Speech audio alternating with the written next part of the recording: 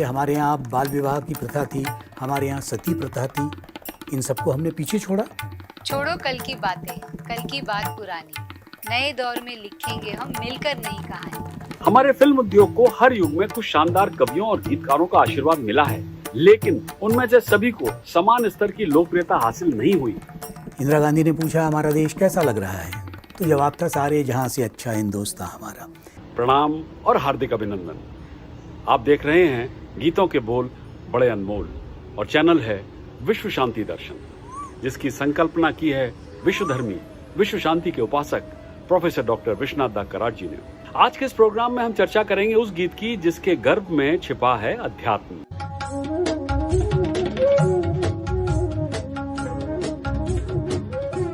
Programme की संकल्पना का आधार है डॉक्टर सुनील देवधर की पुस्तक बड़े अनमोल गीतों के बोल।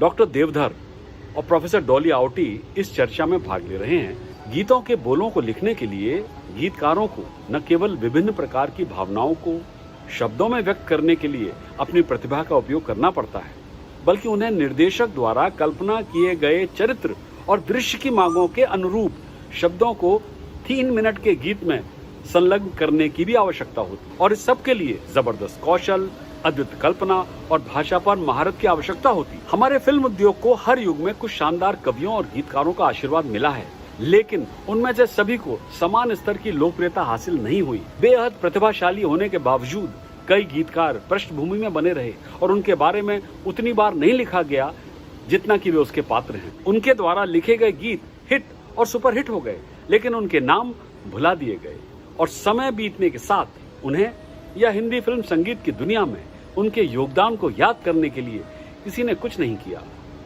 आज के गीतकार की कहानी कुछ ऐसी ही है। वे हर तरह से प्रतिभाशाली थे। 50 और 60 के दशक की शुरुआत में वे हिंदी सिनेमा के गीतकार, संगीत निर्देशक और कोरियोग्राफर थे, यहाँ मल्टी स्किल्ड। वे हिंदी फिल्मों के ब्लैक एंड व्हाइट युग के उन प्रमुख नामों में से एक थे जिन्हें अनसंग हीरो का टैग दिया जा सकता है। उन्हें वो मान्यता नहीं मिली जो उन्होंने वास्तव में आरक्षित की थी, फिर भी वो सही मानों में एक प्रतिभाशाली व्यक्ति थे। जी हाँ, मैं बात कर रहा हूँ प्रेम धवन की, जिनका जन्म 13 जून 1923 को अंबाला में भारत के वर्तमान हरियाणा राज्य में ब्रिटिश सरकार के लिए कार्यरत एक जेल अधीक्षक के घर में हुआ था। लाहौर में उन्होंने कॉलेज की पढ़ाई की और उसी दौरान वे भारत की कम्युनिस्ट पार्टी की गतिविधियों में शामिल हुए। 1946 में उन्होंने लाहौर में ख्वाजा अहमद अब्बास की फिल्म आज और कल में संगीतकार ख्वाजा खुर्शीद अनवर के सहायक के रूप में अपना कैरियर शुरू किया। बाद में वे इप्टा यानी इंडियन पीपल्स थिएटर एसोसिएशन में शामिल होने के साथ मुंबई चले गए। इप्टा के साथ उनके जुड़ाव ने उन्हें प्रसिद्ध शास्त्रीय संगीतकार रविशंकर के तहत शास्त्रीय संगीत सीखने में मदद की। 1946 में ही उन्होंने फिल्म धरती के लाल के साथ एक गीतकार के रूप में अपनी शुरुआत की और फिर उन्होंने कई फिल्मों के लिए गीत लिखे, जैसे आराम, तराना, आसमान, शोला और शबनम, काबुलीवाला, एक फूल दो माली और पूरा पश्चिम। प्रेम धवन एक अत्यंत प्रतिभाशाली लेखक थे और अपने छंदों में जादू बुन सकते थे, जो तेजक और मार्मिक दोनों थे। फिल्म हम हिंदुस्तानी जो 1961 में बनी थी, उसका गीत छोड़ो कल की बातें, कल की बात पुरानी, नए दौर से लिखेंगे फिर एक नई कहानी।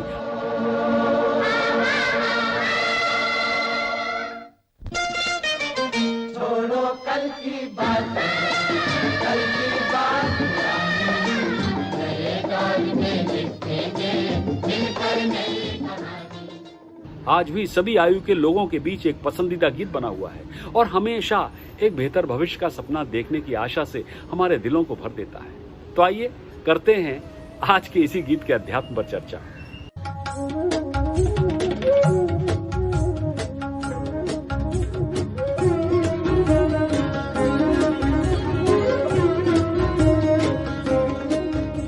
नमस्कार, आपका स्वागत है विश्व शांति दर्शन चैनल पर। आप देख रहे हैं हमारे साथ प्रोग्राम गीतों के बोल बड़े अनमोल, और हमारे साथ आज स्टूडियो में जुड़े हुए हैं डॉक्टर सुनील देवधर जी, जिनके साथ चर्चा कर रहे हैं हम बॉलीवुड के उन गीतों में जिनमें आध्यात्म छिपा हुआ है। तो आइए अब इस चर्चा को जारी रखते हैं और सुनते हैं आज का गीत। छोड़ो कल की बातें, कल की बात पुरानी, नए दौर में लिखेंगे मिलकर नई कहानी। हम हिंदुस्तानी, हम हिंदुस्तानी, हम हिंदुस्तानी, हम हिंदुस्तानी। आज पुरानी जंजीरों को तोड़ चुके हैं, क्या देखे उस मंजिल को जो छोड़ चुके हैं। चांद के दर पे जा पहुंचा है आज जमाना, नए जगत से हम भी नाता जोड़ चुके हैं। नया खून है, नई उमंगे, अब है नई जवानी। हम हिंदुस्तानी, हम हिंदुस्तानी, हम हिंदुस्तानी, हम हिंदुस्तानी। छोड़ो कल की बातें, कल की बात पुरानी, नए दौर में लिखेंगे हम मिलकर नई कहानी। गीतकार प्रेम धवन अपने इस गीत के माध्यम से कहीं ना कहीं नेशन बिल्डिंग की बात कर रहे हैं।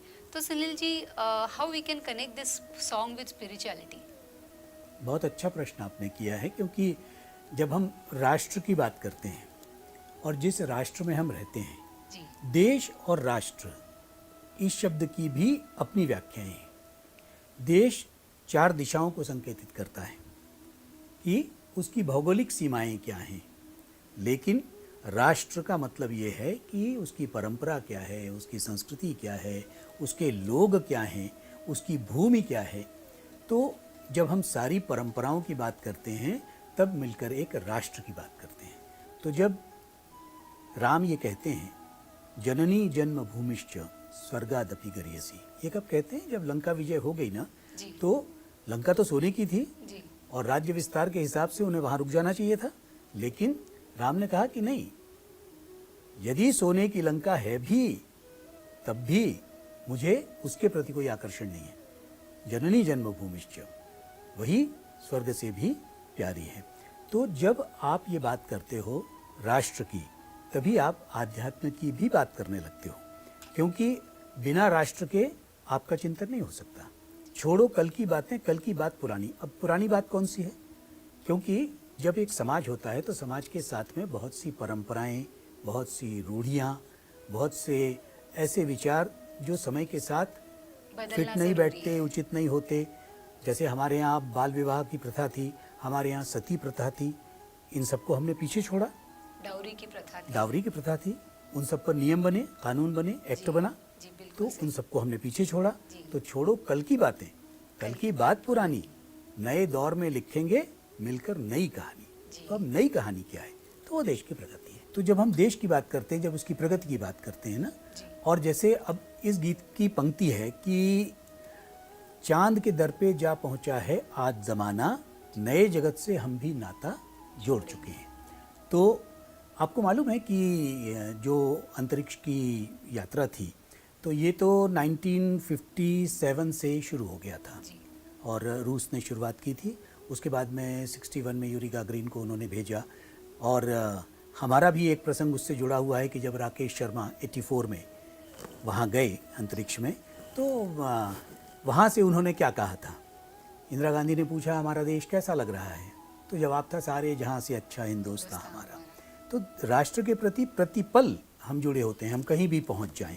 तो यही इस गीत की बात है। और हमारे देश में एक विशेषता ये है कि हमारा देश युवाओं से संपन्न देश है। देश की कुल आबादी का 40% भाग युवा है, जी, और इसलिए युवा शक्ति जब कोई काम करती है तो बात ही अलग होती है। जोश जब होता है जवानों में, मंजिल होती है आसमानों में। बहुत तो जो मंजिल हमारी पहुंच की बात है वो इस तरह से है। और हमारे देश में जिस तरह की प्रगति हो रही है, आप ये देखिए कि नदी जोड़ने की भी एक परियोजना थी, जी, क्योंकि कितना ही पानी व्यर्थ हो रहा था। तो एक ये भी योजना थी कि सारी नदियों को अगर जोड़ा जाए तो बहुत सा जल जो बह के बर्बाद होता है वो इस तरह से खेती के भी काम आ सकेगा। तो एक भविष्य की योजना बनाकर ही देश को आगे बढ़ाया कहीं जा ना सकता कहीं है। नेशन बिल्डिंग की और बात उस की जाए। नेशन बिल्डिंग के लिए ज़रूरी है कि हमारे विचारों में वो सात्विकता हो, हमारे विचारों में वो आध्यात्मिकता हो, Positive नहीं तो हम attitude। कहाँ हैं और देश कहाँ हैं। एक कवि की पंक्ति है कि कौन लिखेगा राम कहानी, हमने पूछा देश कहाँ है, हंसकर बोले हम का जाने। तो जब आप देश को जानते ही नहीं हो तो आप देश की उन्नति कैसे करोगे? और देश को जानने के लिए ज़रूरी है कि आप देश की परंपराओं से, देश की संस्कृति से, देश के धर्म से वाकिफ हों। और वैसे भी भारत तो एक इतना आध्यात्मिक प्रधान देश है, कल्चरली रिच अध्यात्म नेशन है है जी, एंड हमें ये पॉजिटिविटी का थॉट देने के लिए बहुत बहुत शुक्रिया। जरूरी है। हमको कितने ताजमहल है और बनाने, कितने ही अजंता हमको और सजाने। अभी पलटना है रुख कितने दरियाओं का, कितने पर्वत राहों से है आज हटाने। नया खून है, नई उमंगे, अब है नई जवानी। हम हिंदुस्तानी, हम हिंदुस्तानी, हम हिंदुस्तानी, हम हिंदुस्तानी। आवो मेहनत को अपना ईमान बनाए, अपने हाथों को अपना भगवान बनाए। राम की इस धरती को, गौतम की भूमि को, सपनों से भी प्यारा हिंदुस्तान बनाए। नया खून है, नई उमंगे, अब है नई जवानी। हम हिंदुस्तानी, हम हिंदुस्तानी, हम हिंदुस्तानी, हम हिंदुस्तानी। तो सुनील जी, देखा जाए तो पूरे गाने में राष्ट्र के प्रति प्रेम की, समर्पण की, बलिदान की और निष्ठा की बात की गई है। तो आप जी। इस पूरे गाने को कैसे समराइज करेंगे? बहुत अच्छा प्रश्न है आपका। और बात मेहनत की भी है। जी। और मेहनत क्या है, और जो इस ज़मीन की बात की गई है कि ये गौतम की और नानक की ज़मीन है, जी। तो आप ये देखें कि सत्यमेव जयते हमारा एक आदर्श वाक्य है। जी। उसी तरह से महात्मा गांधी ने एक बार कहा था कि मैं श्रम और पूंजी का विवाह करा देना चाहता हूँ। तो वो जो श्रम और पूंजी का अंतर है, वो अंतर इस बात में निहित है कि वो जो दूरी है, वो जो अंतर है, वो पाटना चाहते हैं, वो श्रम और पूंजी का। और इसीलिए हम ये कहते हैं सत्यमेव जयते की तरह श्रमेव जयते। जी। और वो श्रम कैसे हो सकता है? जो बात की गई है कि अपने हाथों से अपना भगवान बनाएं। जी। हाथों की लकीरें तो हाथों में मुक़य्यद हैं। ये जो भाग्य रेखा हम बात करते हैं ना, हाथों की लकीरें तो हाथों में मुक़य्यद हैं, चाहेंगे जब हाथों से तकदीर बना लेंगे। तो जब हम अपने हाथों से अपनी तकदीर बना सकते हैं, तो क्या अपने हाथों से अपना देश नहीं बना सकते? जी, बिल्कुल। और जो इसमें बात की कि गुलामी की जंजीरें हम तोड़ चुके हैं, तो आज़ादियाँ यूँ ही नहीं मिलती। मुफ्त में आज़ादियाँ मिलती नहीं हैं दोस्तों। मुल्क जो आज़ाद होते हैं लहू के मोल होते हैं। जी। तो कितने लोगों ने इस देश के लिए कुर्बानियाँ दी, कितनी जवानियाँ इस देश पर कुर्बान हो गई, और तब जाकर ये हमें आज़ादी मिली और ये देश आज हम अपने आप को देख पा रहे हैं। तो अब आज के ही प्रसंग पर अगर हम बात करें, तो जिस तरह से युद्ध हो रहा है और जिस तरह से जंग छिड़ी हुई है, तो इस जंग से कोई फ़ायदा तो है नहीं। लेकिन हमारा देश कभी भी युद्ध या जंग का कोई भी समर्थन नहीं करता। और इसीलिए वो शाहिर की पंक्तियां हैं, ये सरजमीन है गौतम की और नानक की, ये सरजमीन है गौतम की और नानक की, इस अर्ज़े पाक पे वहशी न चल सकेंगे कभी। हमारा खून अमानत है नस्ल नौ के लिए, हमारे खून पे लश्कर न पल सकेंगे कभी। जी। हमारे खून पर, हमारे ज़मीन पर लश्करों का हम कभी समर्थन नहीं करते, यानी सेनाओं का, युद्धों का। लेकिन देश की रक्षा भी करनी है, इसलिए सेनाएं भी बनानी है। तो इस पूरे के पूरे गीत में सार यही है कि प्रगति अपनी जगह पर है, लेकिन संस्कृति अपनी जगह पर है। बिल्कुल। हम अपने मूल विचार को, जो वसुधैव कुटुंबकम का विचार है, जी। जो सर्वे भवन्तु सुखिनः, सर्वे सन्तु निरामया, सर्वे भद्राणि पश्यन्तु मा कश्चित् दुःखमाप्नुयात् का विचार है, जी। कि सब सुखी हों, सब प्रगति करें, जी, बिल्कुल। शांति हो। तो ये जो विचार है हमारा मूल, वही इस गीत में सब कुछ स्पष्ट रूप से कहा गया है, और यही हमारा मूल भाव भी है। तो ये कहना गलत नहीं होगा कि आज़ादी हमें बहुत ही मुश्किल से मिली है, बहुत ही परिश्रम से मिली है, बहुत बलिदानों से मिली है। जी। तो हमें इस आज़ादी का मूल्य समझना चाहिए और यही चीज़ हमारे आज की यंगस्टर्स को भी समझनी चाहिए कि जो फ्रीडम आपके पेरेंट्स आपको दे रहे हैं, जो फ्रीडम आपको इस देश का नागरिक होने के नाते मिली है, उसे हम उसकी वैल्यू हम समझें, उसका वर्थ हम समझें और हमारे जो भी कर्म हो उस बात को मद्देनज़र रखते हों कि हम ऐसा कोई कार्य नहीं करें जिससे हमारे देश की आन बान और शान पर कोई भी दाग पड़े।